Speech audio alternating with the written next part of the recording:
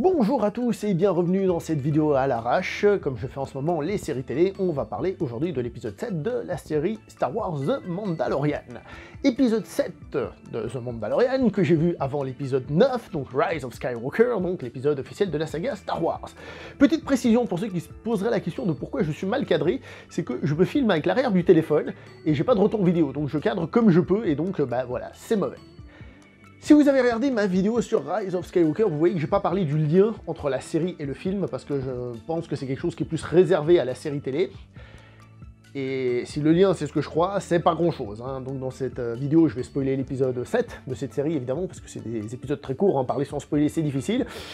Et le lien, ce serait une utilisation de la force. Voilà, si vous n'avez pas eu le temps de quitter par hasard, il n'y a pas de souci, c'est juste une utilisation de la force qui est faite aussi dans l'épisode 9. Ces histoires d'épisodes, je me perds. Qui est peut-être quelque chose qu'on a déjà vu évidemment dans l'univers étendu et autres. Il me semble que dans les films, c'est la première fois que je le vois, je dis ça parce que le 7 et le 8, je les ai pas revus autant de fois que les autres. Il me semble que c'est la première fois qu'on le voit, donc voilà, c'est plutôt à ce niveau-là que se trouve la petite nouveauté. Voilà, pas grand-chose, mais voilà. Qu'est-ce que je peux dire d'autre ? Cet épisode, donc, évidemment, cet épisode 7, c'est l'épisode qui risque de plaire au plus grand monde. On le sait, c'est l'avant-dernier épisode, hein. Et donc on accélère un petit peu les choses. Alors déjà, petite précision rapide avant de revenir là-dessus, pourquoi cet épisode 7 sort le même jour que l'épisode 9 de Star Wars? C'est pas un peu suicidaire de la part de Disney? Et ben en fait c'est parce qu'en réalité, l'épisode 9 de Star Wars sort aux États-Unis un peu plus tard. Et c'est pour ça qu'on a cet épisode 7 de Mandalorian qui est avancé, et le prochain épisode qui est retardé, de manière à laisser de la place à la série, je veux dire au film, d'accord? Chez nous, cependant, ils sortent le même jour, ce qui peut paraître contre-productif, c'est pour ça. Donc, on a un épisode fort, hein, puisque c'est l'un des deux derniers, et on réaccélère les choses, et là, je pense que cette fois-ci, ceux qui n'aiment pas trop le côté stand-alone, bah, vont reprendre du plaisir, parce que cette fois-ci, la série, justement, essaye à nouveau de marquer les esprits, en faisant revenir certains personnages, et de faire avancer un peu le fil rouge. On revient au fil rouge.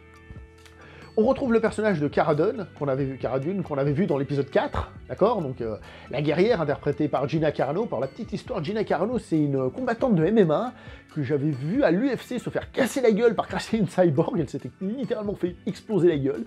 Mais pour dire que c'était une combattante qui a combattu à l'UFC, hein, la madame. Après, évidemment, elle a été actrice, mais c'est pour ça qu'elle arrive à avoir un petit côté un peu badass et cogneur quand même. Parce qu'elle le fait vraiment, voilà.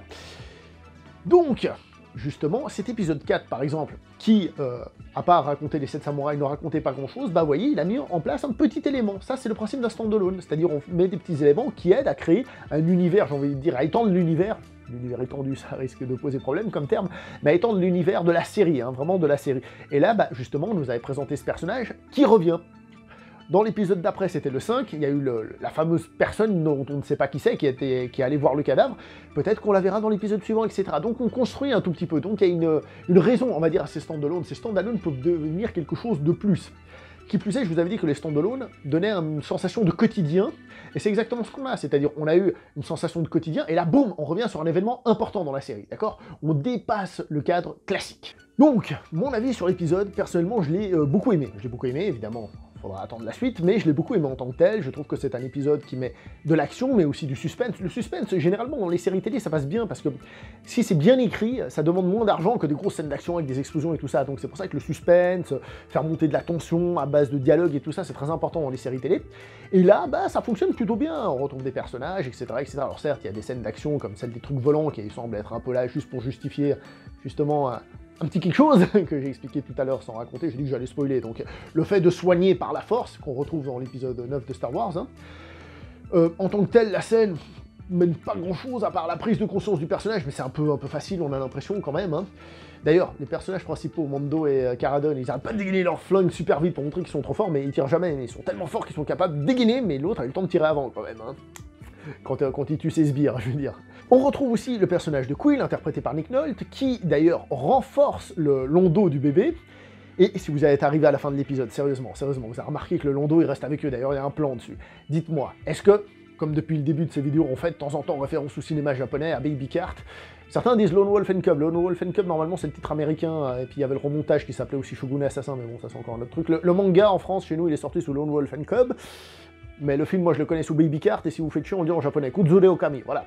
On s'en fout. Ce truc-là, qui est vachement bien, d'accord, hein, au passage, regardez-le, lisez-le, le manga est excellent, d'ailleurs, au passage. je suis sûr qu'ils vont s'en sortir parce que Quill a mis des armes de fou dans le landau du gamin. Je suis sûr. Hein, tous les fans de Baby Cart y ont pensé, je suis certain.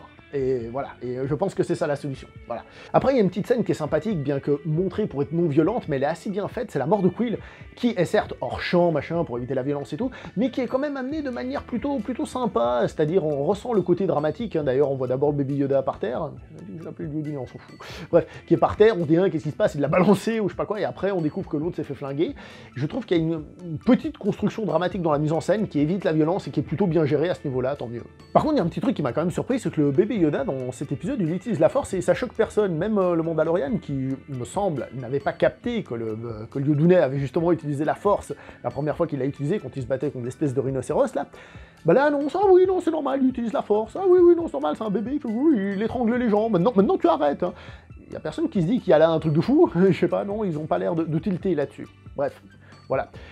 Donc un épisode que j'ai bien aimé, parce qu'il revient sur le centre, hein, cette fois-ci, c'est plus à voir comme un standalone, je parle comme un français, mon dieu, on dirait que j'en suis un standalone, d'accord. C'est plutôt un épisode plus moderne, plus habituel dans les séries actuelles, hein, que nous avons, mais qui gère bien son suspense et qui finit sur un truc assez sympa avec l'apparition d'un acteur, Taika Waititi, et je pense que justement l'épisode suivant sera très bon, et puis voilà. Donc j'attends le dernier épisode pour faire une conclusion évidemment globale à cette première saison, c'est logique, pour voir vraiment ce qu'il en est finalement. Pour le moment, semble-t-il que ce que j'ai dit sur les standalone, la construction, tout ça, était assez correct, on verra.